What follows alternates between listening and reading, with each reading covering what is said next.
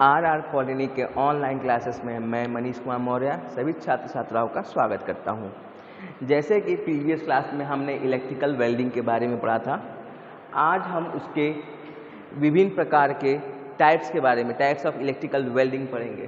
तो जो पहला हमारे पास है वो है रेजिस्टेंस वेल्डिंग।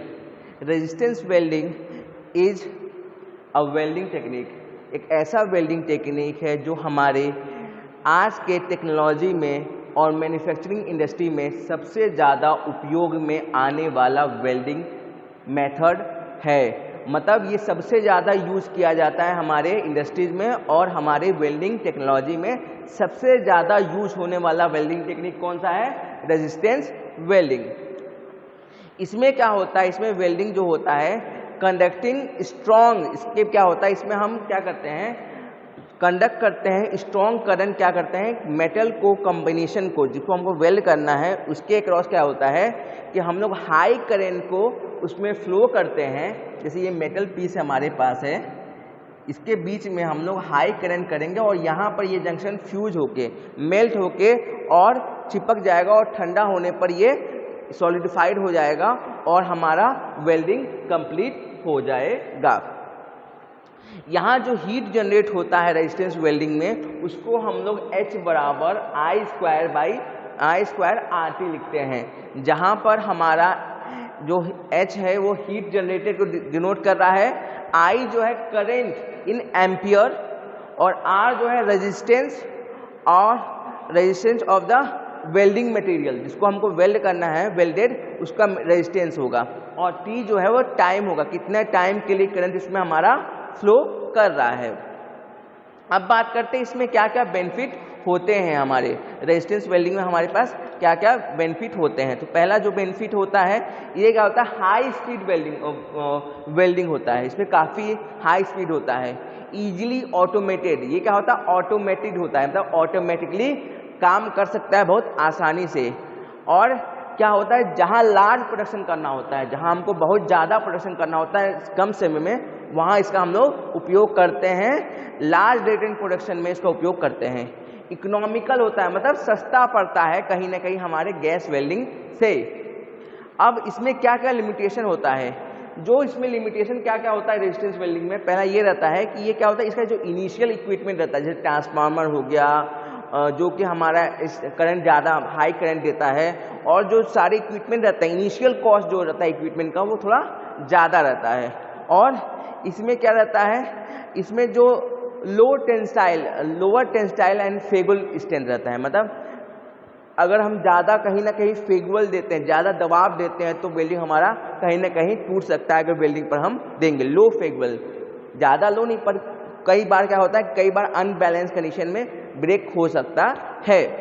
और क्या रहता है, इसमें क्या होता है, मटेरियल क्या होता है, ऑड मटेरियल को हम नहीं वेल्डिंग कर सकते। जैसे ऑड मटेरियल है तो क्या होता है, इसमें हम एक साइज के मटेरियल को ही हमेशा वेल्ड कर सकते हैं, इसमें ये लिमिटेशन है। अब हम बात करते हैं इसकी टाइप्स की। जो हमारे पास रेजिस्टेंस वेल्डिंग होता है वो 4 प्रकार के होते हैं। पहला होता है रेजिस्टेंस बट वेल्डिंग, दूसरा होता है रेजिस्टेंस सीम वेल्डिंग, तीसरा होता है रेजिस्टेंस प्रोजेक्ट वेल्डिंग, और चौथा होता है रेजिस्टेंस स्पॉट वेल्डिंग। ठीक है, ये हमारे पास 4 तरह के होते हैं। अब हम बात करते हैं सबसे पहले रेजिस्टेंस बट वेल्डिंग की। रेजिस्टेंस बट वेल्डिंग क्या होता है, ये क्या होता है, इसमें क्या करते हैं हम लोग, ग्रिप, इसमें 2 पीस को क्या करते हैं, 2 पीस ऑफ मेटल क्या होता है, उसको क्या कहते हैं ग्रिप में दबाते हैं। ग्रिप लाइक स्ट्रक्चर आता है इलेक्ट्रोड का, उसमें हम क्या करते हैं कंप्रेस करते हैं, और उनका क्रॉस सेक्शनल एरिया क्या होना चाहिए, वो सेम होना चाहिए, सेम क्रॉस सेक्शनल एरिया, मतलब जिस एरिया का उसका वो है मेटल 1 और दूसरा वही सेम एरिया होता है।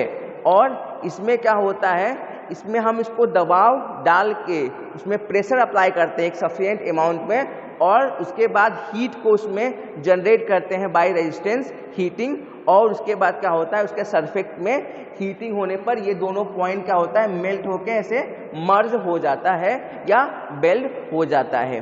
सबसे इम्पोर्टेंट पॉइंट जो हमारे ऑब्जेक्टिव पॉइंट ऑफ व्यू से है वो इसका नाम है। इसको रेजिस्टेंस बट वेल्डिंग को एक और नाम से जानते हैं, उसको बोलते हैं अपसेट बल वेल्डिंग। अपसेट बट वेल्डिंग के नाम से भी जाना जाता है। ये ऑब्जेक्टिव ऑफ पॉइंट व्यू से काफ़ी इंपॉर्टेंट है। अप सेट बट वेल्डिंग के नाम से भी इसको जाना जाता है। अब इसमें जो इलेक्ट्रोड्स रहते हैं उसमें क्या होता है, सॉलिड, इसमें क्या होता है, कॉन्टैक्ट होते हैं और इसमें काफ़ी हाई करंट फ्लो करता है और बहुत लो वोल्टेज फ्लो होता है, अप्रॉक्स 1 to 3 वोल्ट, मतलब 1 वोल्ट से लेके 3 वोल्ट बस इसमें क्या होता है, इलेक्ट्रोड में फ्लो होता है करंट वोल्टेज, और करंट काफ़ी हाई रहता है।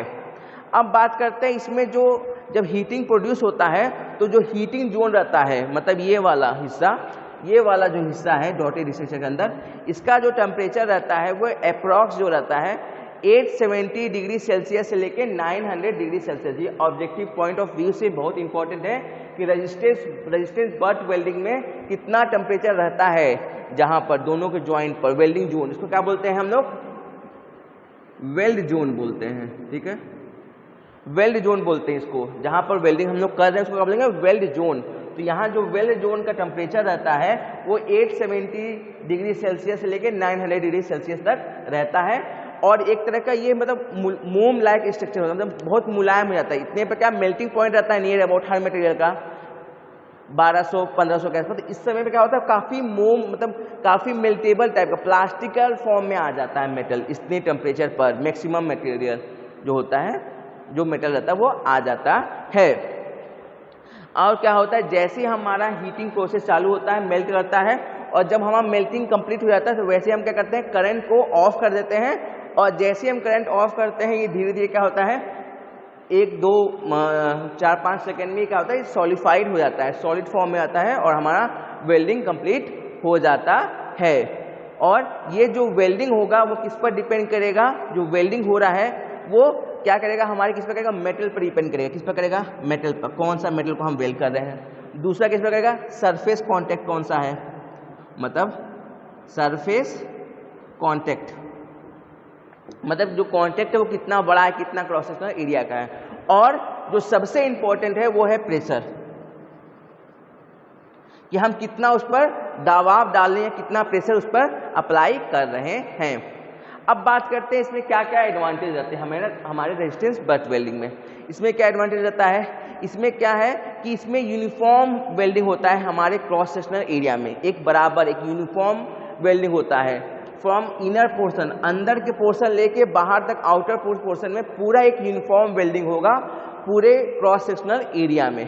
इसमें क्या वेल्डिंग होता है, काफ़ी फास्ट और क्लीन वेल्डिंग होता है हमारे पाइप्स और रॉड को वेल्डिंग करने के लिए। कहाँ रॉड और पाइप को वेल्डिंग करने के लिए यूज आता है। ये क्या होता है, इसमें वेल्डिंग प्रेस क्या होता है, इसमें कोई welding preparation welding surface not, कोई भी सरफेस की जरूरत नहीं पड़ती, किस पर रख के नहीं करना पड़ता।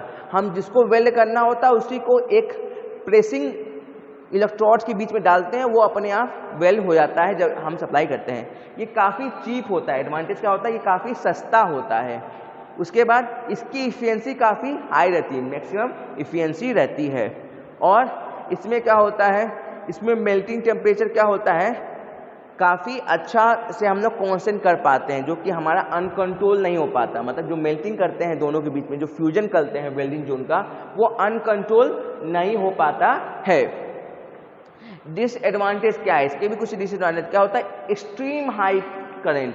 इसमें डिसएडवांटेज क्या है, इस अपसेट बट वेल्डिंग में या हमारे रेजिस्टेंस वेल्डिंग में, कि रेजिस्टेंस बट वेल्डिंग में, कि ये काफ़ी एक्सट्रीम उसमें एम्पियर हाई करंट हमको लगता है। ये क्या होता है, हम इसका लिमिटेशन रहता है, इसका यूज का लिमिटेशन है कि हम रॉड या पाइप या जिसका यूनिफॉर्म क्रॉस सेक्शन एरिया है उसी को वेल्ड कर सकते हैं।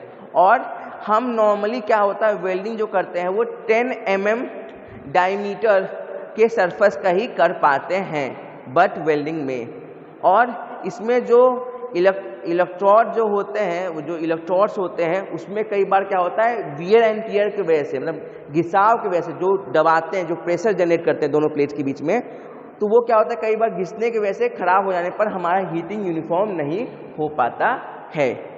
एप्लीकेशन कहाँ पर इसका, रेजिस्टेंस बट वेल्डिंग की एप्लीकेशन कहाँ पर है, welding of rods, pipe, small structures, pipe को, रॉड को वेल्डिंग करने के लिए, छोटे मोटे स्ट्रक्चर को वेल्डिंग करने के लिए और ऑटोमोबाइल इंडस्ट्रीज में, एयरक्राफ्ट में और हाउस एप्लीकेशंस में, फ्रेम इम्प्लीमेंट में, जैसे खिड़की का फ्रेम है, दरवाजा के फ्रेम के वर्क में हम लोग इसका वेल्डिंग करने के लिए उपयोग में लाते हैं। अब हमारे पास जो इसका मेन एप्लीकेशन, जो इसका सबसे इम्पॉर्टेंट पॉइंट ये है कि ये कहाँ पर यूज होता है, तो वो होगा पाइप और रॉड। जो हमारे ऑब्जेक्टिव पॉइंट ऑफ व्यू से है, कहाँ यूज होता है, ये हमारे पाइप और रॉड को वेल्डिंग करने में। ये सबसे इम्पॉर्टेंट पॉइंट है जो कि ऑब्जेक्टिव में पूछा जाता है कि रॉड और पाइप को, जिसका क्रॉस सेक्शनल एरिया क्या है, बराबर, उसको वेल्डिंग करने में कौन सा हम लोग welding method, resistance welding use करते हैं। तो हम आंसर लिखेंगे रेजिस्टेंस बट वेल्डिंग का उपयोग करेंगे। अब जो दूसरा हमारे पास रेजिस्टेंस वेल्डिंग का टाइप होता है वो रेजिस्टेंस सीम वेल्डिंग है। रेजिस्टेंस सीम वेल्डिंग क्या होता है, इसमें क्या होता है, हम लोग क्या करते हैं, ओवरलैपिंग करते हैं। जो मेटल रहते हैं इसमें क्या होता है, जोड़ देते हैं। अब इसमें क्या करते हैं, दूसरे नंबर पर जो हमारा रेजिस्टेंस सीम वेल्डिंग में क्या करते हैं कि दो मेटल्स ऐसे,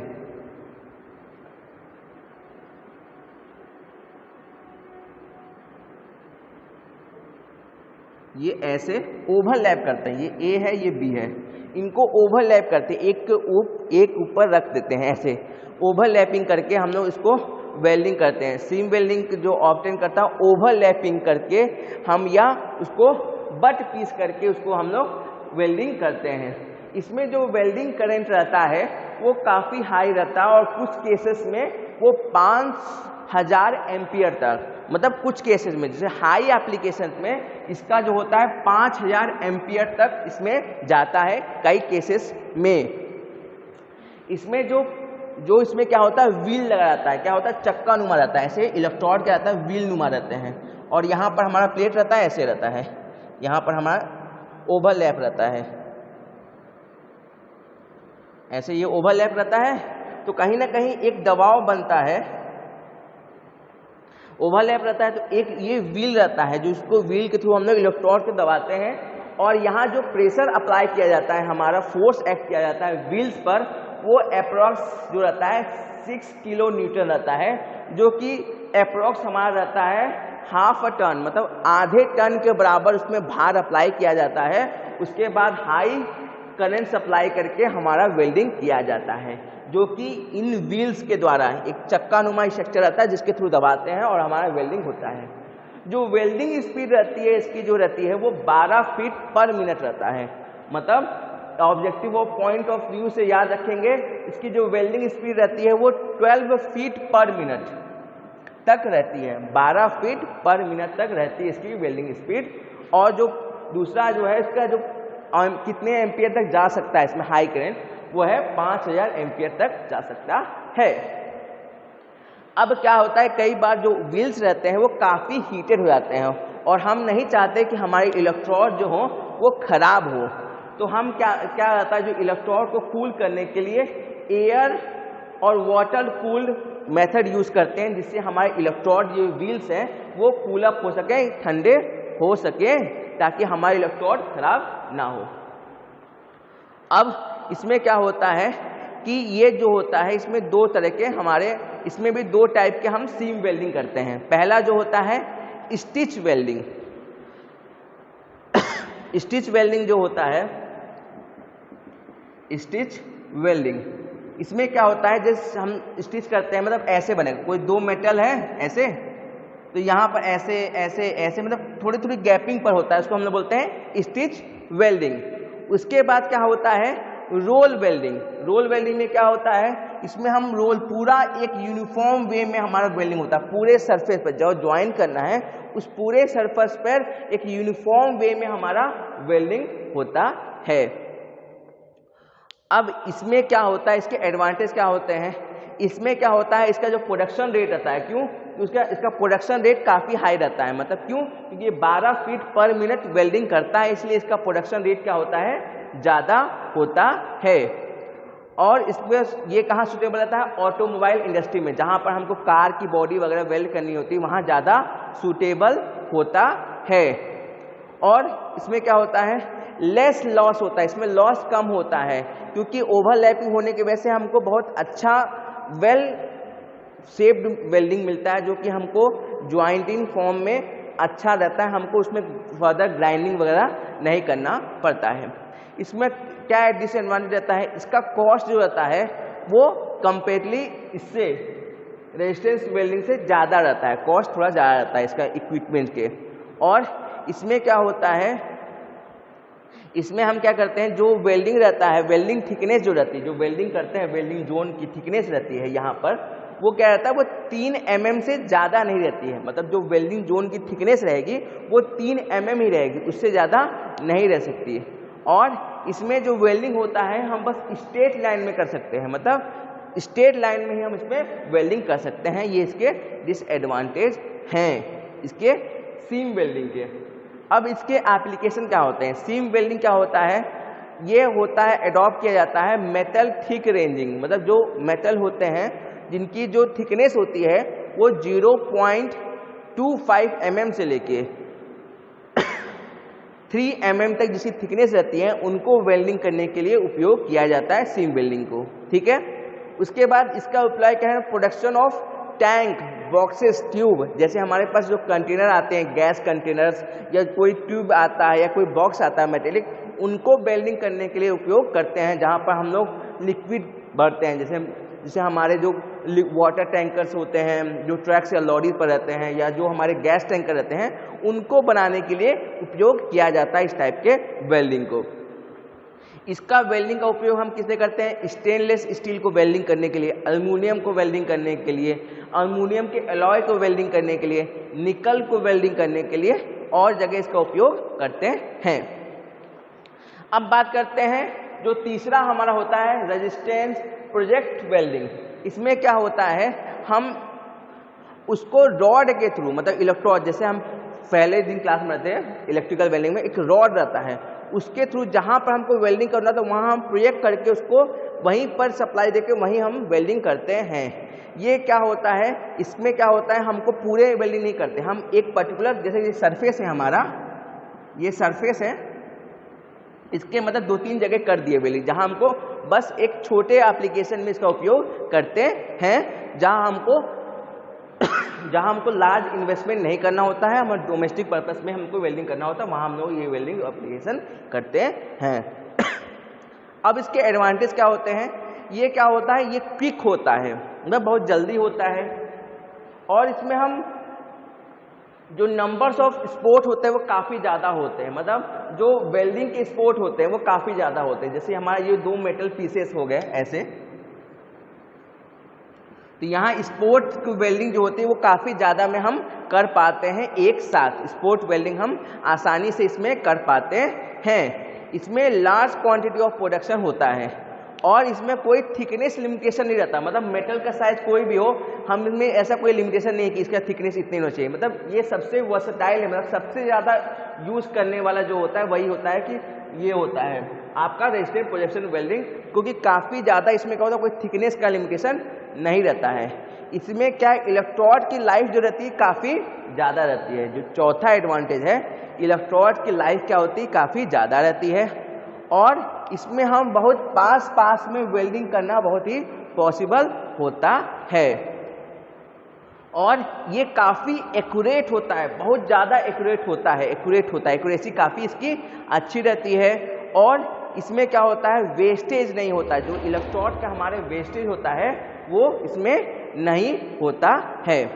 डिसएडवांटेज क्या है, इसमें क्या होता है, कॉपर और ब्रास को हम प्रोजेक्शन वेल्डिंग नहीं कर सकते। Copper objective point of view से जान लीजिए, कॉपर और ब्रास को हम लोग प्रोजेक्ट वेल्डिंग नहीं कर सकते हैं। इसका जो होता है ये एक्सटर्नल ऑपरेशन, मतलब बाहरी ऑपरेशन में हम लोग इसका उपयोग करते हैं, और जो इनिशियल कॉस्ट रहता है इसका भी, इक्विपमेंट का, वो भी हाई रहता है। अब बात करते हैं इसकी एप्लीकेशन की, हमारे रेजिस्टेंस प्रोजेक्ट वेल्डिंग की एप्लीकेशन। तो पहला एप्लीकेशन है जो सीट ऑफ, मतलब जो थिक सीट होता है स्टील का, उसको ज्वाइन करने के लिए, ताकि हमारा स्ट्रक्चर्स वगैरह, प्रोजेक्ट वगैरह बन सके। उसके बाद आयरन कार्बन का हमको स्ट्रक्चर बनाना होता है, उसका वेल्डिंग करने के लिए, जिंक का कास्टिंग करने के लिए, या एल्युमिनियम की कास्टिंग को वेल्डिंग करने के लिए पर्टिकुलर शेप में हम प्रोजेक्ट वेल्डिंग का उपयोग करते हैं। इसका उपयोग हम करते हैं स्मॉल साइज ऑफ इंडस्ट्रीज में, स्मॉल साइज ऑफ नट या जो हमारे पास रिबिट रहती हैं उनकी वेल्डिंग करने के लिए, या मशीन कंपोनेंट की वेल्डिंग करने के लिए। अब जो हमारे पास जो चौथा मेथड है वो है रेजिस्टेंस स्पॉट वेल्डिंग। ये सबसे क्या होता है, सिंपल और सबसे ज़्यादा यूज होने वाला जो है, most widely used resistance welding में आता है। सबसे सिंपल है क्योंकि इसमें हम इलेक्ट्रोड की मदद से वेल्डिंग करते हैं, हाई करंट इलेक्ट्रोड में कंडक्ट करके। यहाँ जो इलेक्ट्रोड्स बने रहते हैं वो कॉपर या कॉपर एलॉय से बने रहते हैं। जो इलेक्ट्रोड्स बने रहते हैं जिसको वेल्डिंग इलेक्ट्रोड्स हम कहते हैं, वो कॉपर या कॉपर एलॉय से बने होते हैं। इसमें हम लो वोल्टेज और हाई करंट को इलेक्ट्रोड से पास करते हैं, और मेटल क्या होता है, इसमें क्या होता है, मेटल क्या होता है, फ्यूज होता है। जैसे ये इलेक्ट्रोड है, ये हमारा टुकड़ा है, दो पीस है मेटल के, इसके बीच में क्या होता है, ये इलेक्ट्रोड जो होता है वो कॉपर या कॉपर एलॉय का बना रहता है, और यहाँ पर हम करते हैं, और इसके हीटिंग की वजह से ये दोनों फ्यूज होके, तीनों कंबाइन होके, मेल्टिंग होके हमारा वेल्डिंग हो जाता है। इसका क्या होता है, इसका एडवांटेज क्या होता है, ये हमारे क्या होता है, कॉमर्शियल मेटल्स को वेल्ड करने का काम आता है। जैसे कॉपर हो गया, स्टील हो गया, गैल्वनाइज स्टील हो गया, स्टेनलेस स्टील हो गया, ये सबको वेल्ड कर पाता है, जबकि ये हमारा प्रोजेक्ट वेल्डिंग नहीं कर पाता था। और इसको वेल्डिंग करने के लिए कोई बहुत ज़्यादा एक्सपर्ट पर्सन की आवश्यकता नहीं पड़ती, जबकि पहले के जो 3 थे उसमें एक वेरी मच एक्सपर्ट पर्सन की आवश्यकता पड़ती थी जो वेल्डिंग कर रहे, पर इसमें कोई ज़्यादा एक्सपीरियंस या ज़्यादा एक्सपर्ट पर्सन की हमको आवश्यकता नहीं पड़ती। एक नॉर्मल स्किल पर्सन भी इसको ऑपरेट कर सकता है। इसकी इनिशियल कॉस्ट क्या रहती है, काफ़ी लो रहती है, और इसका जो प्रोडक्टिविटी रहती है वो भी काफ़ी अच्छी रहती है। और सबसे एडवांटेज वाली बात क्या रहती है, ये काफ़ी हैंडल करने में, काम करने में काफ़ी आसान है, और इसमें कोई भी एज नहीं बनता है। जैसे हम वेल्डिंग कर रहे हैं, कोई चीज़, 2 चीज़ को वेल्डिंग कर रहे हैं, ऐसे 2 चीज़ को वेल्डिंग कर रहे हैं, तो कोई भी कॉर्नर या एज नहीं बनेगा, एक यूनिफॉर्म, एक प्लेन स्ट्रक्चर मिलता है। और इसको ऑटोमेटिक या सेमी ऑटोमेटिक बनाना भी काफ़ी ईजिली है। अब डिसएडवांटेज क्या है इसके, डिसएडवांटेज ये है कि ओवरलोड वेल्डिंग जो होता है उसमें जॉइंट्स जो होते हैं, इसमें क्या होता है, ओनली लैप वेल्डिंग हो सकता है, मतलब इसको ओवरलैप, मतलब लैप करके ही वेल्डिंग हम कर पाते हैं। इसमें जो हमारे एल्युमिनियम का मॉडिफिकेशन जो होता है वो पॉसिबल नहीं होता। जैसे कई बार हमको वेल्ड करके बेंड करना पड़ता है, उसको बेंडिंग के लिए सम ऑटोमेटिक पर्पस के लिए ऑटोमोबाइल इंडस्ट्री में वो पॉसिबिलिटी नहीं हो पाता है, मतलब हम वेल्डिंग के बाद उसको मोड़ नहीं सकते हैं ज़्यादा, जबकि दूसरे में हम उसको बेंड कर सकते हैं अपने आवश्यकता के अनुसार। इसको हम ज़्यादा थिक को हम वेल्ड नहीं कर सकते, ज़्यादा थिक जॉब या ज़्यादा थिक मेटल को वेल्ड नहीं कर सकते हैं। एप्लीकेशन क्या क्या है इसका, इसका उपयोग हम करते हैं ऑटोमोबाइल इंडस्ट्री में, एयरक्राफ्ट इंडस्ट्रीज में, और डिफरेंट टाइप ऑफ कंटेनर बनाने में यूज़ करते हैं, जो हमारे स्टोरिंग पर्पस के लिए यूज आता है। उसके बाद फैब्रिकेशन में, जैसे हमारे मेटेलिक डोर बनाना, स्टील वर्क बनाना, जो कि हमारे घर या डेकोरेटिव पर्पस में होते हैं, उनके एप्लीकेशन में हम लोग करते हैं। आज की क्लास में यहीं तक, मिलते हैं नेक्स्ट क्लास में। Thank you. वीडियो को लाइक कीजिए, सब्सक्राइब कीजिए और वीडियोज़ में कंटिन्यू बनाइए। Thank you.